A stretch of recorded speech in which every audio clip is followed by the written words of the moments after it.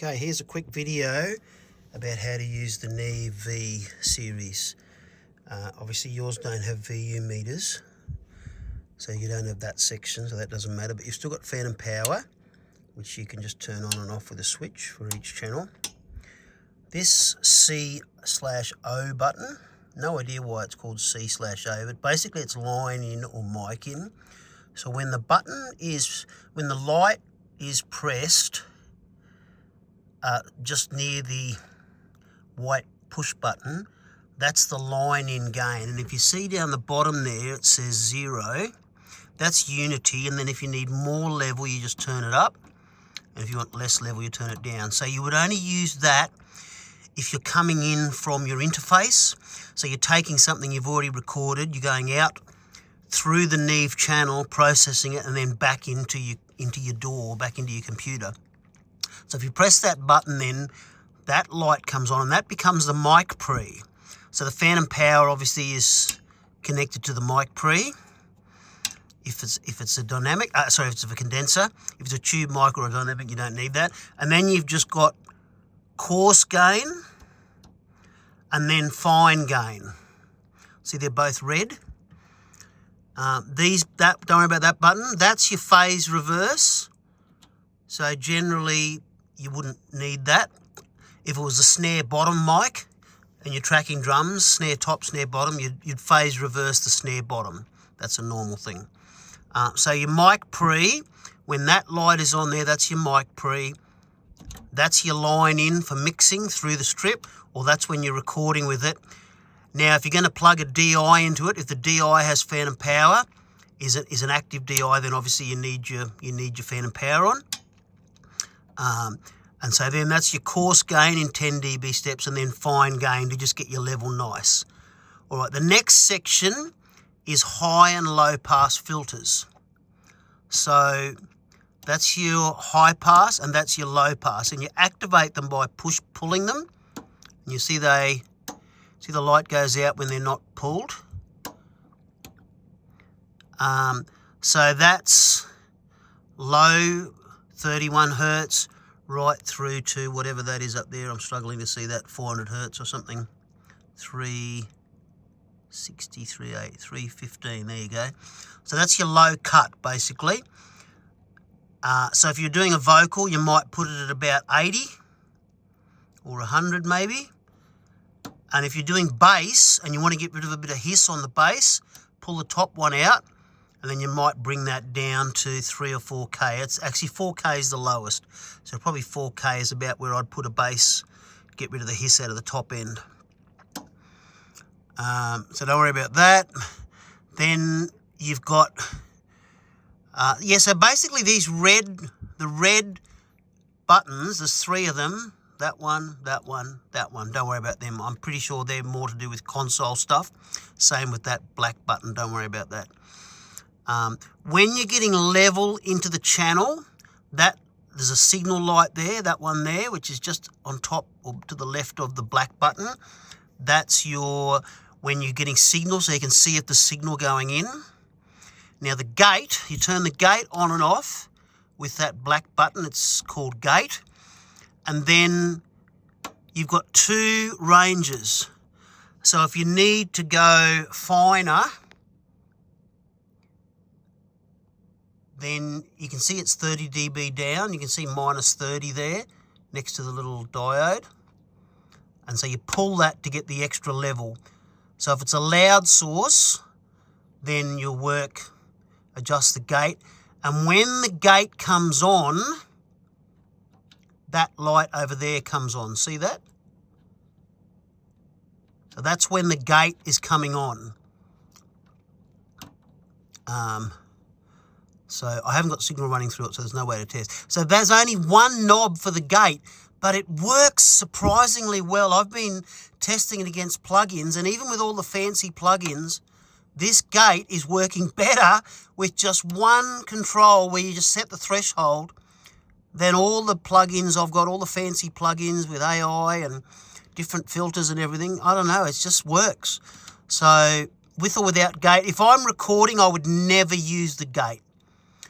All right, then you've got the LC, which is actually limiter compressor. So there's actually 3 knobs, 1, 2, 3 knobs associated with the compressor. That arrow is irrelevant. So that arrow switch must have been for when it was in a console for maybe joining 2 channels together or something. So you've got release, ratio, and threshold.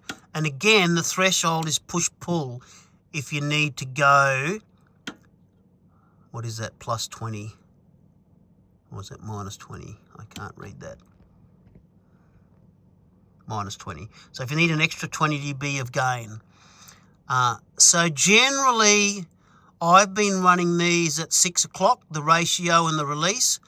It's quite a brutal compressor if you're using high ratios. But man, it's got a vibe. So you can also key input the compressor. There's a key input on the back. It's not a feature, and you can inverse, which is like a ducker or something, I think. I presume that's a ducker. Again, you pretty well wouldn't use it. I would only ever tickle the compressor. When it's on, you see that light up next to LC, limited compressor. And when it's compressing, you'll see the green of that signal there, the gain reduction light.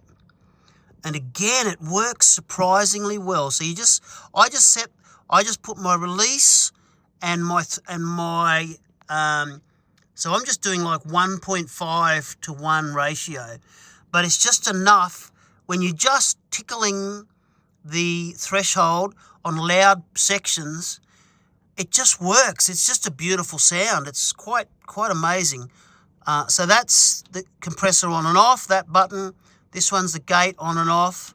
And then this button switches between line in and mic in. That's the mic in above the red knob there.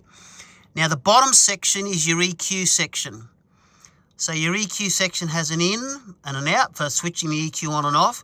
The high and the low have a shelf. You can see that, they've got a shelf switch. And so there's just, you've got plus or minus and frequency. Plus or minus and frequency, plus or minus frequency. So it's actually 4-band, fully sweepable EQ. It's not parametric. There's no Q adjustment. And there's no push-pull features that I can find. But you can shelve the high and the low if you want to. And then you can switch your EQ in and out to compare it. And so you've got low, mid-high as normal EQ. Adjust your frequency, find your frequency, boost it. I tend to do aggressive boost, find the frequency I like, and then just work out how much I want. And if I want to do a cut, I tend to boost it, find the ugly frequency and pull it out. I probably would not use EQ when I'm recording, unless you're really confident. But if you're mixing through it, that's when you would definitely want to use it. And it's a great sounding EQ.